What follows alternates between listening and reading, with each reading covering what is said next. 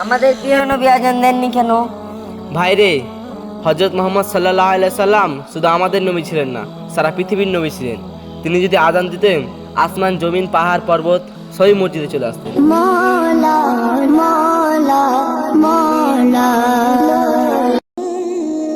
বন্ধু, ভালোবাসবে তো বাসো না, আমার আল্লাহকে বাসো, কোনো মেয়েকে না। কারণ মেয়েরা ধোঁকা দিতে পারে, কিন্তু আমার আল্লাহ কখনো ধোঁকা দিবে না।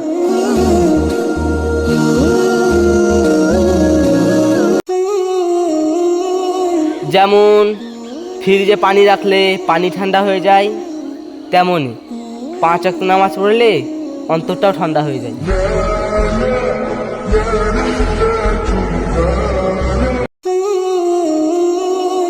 আমি আমার আল্লাহর কাছে সম্পদ চেয়েছিলাম, আর আল্লাহ আমাকে সম্পদ হিসাবে ইসলাম দিয়েছে। আলহামদুলিল্লাহ।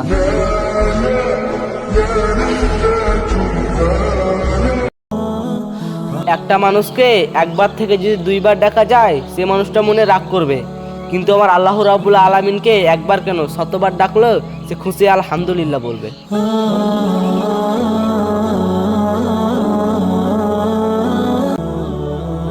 কিয়ামতের দিন 2টি সিংহাসন থাকবে।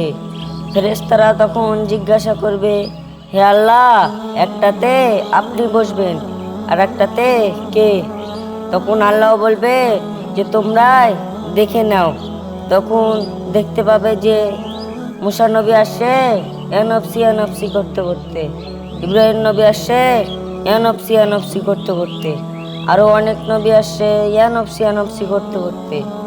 আর আমাদের নবী হযরত মুহাম্মদ সাল্লাল্লাহু আলাইহি সাল্লাম আসছে ইয়াউমত ইয়াউমত করতে করতে। তখন ফেরেশতারা বুঝতে পারবে যে এই সিংহাসনটিতে শেষ নবী বসবে। আমরা কত ভাগ্যবান, শেষ নবীর উম্মত। এই খুশিতে কমেন্ট বক্সে একবার আমিন লিখে যাবেন না?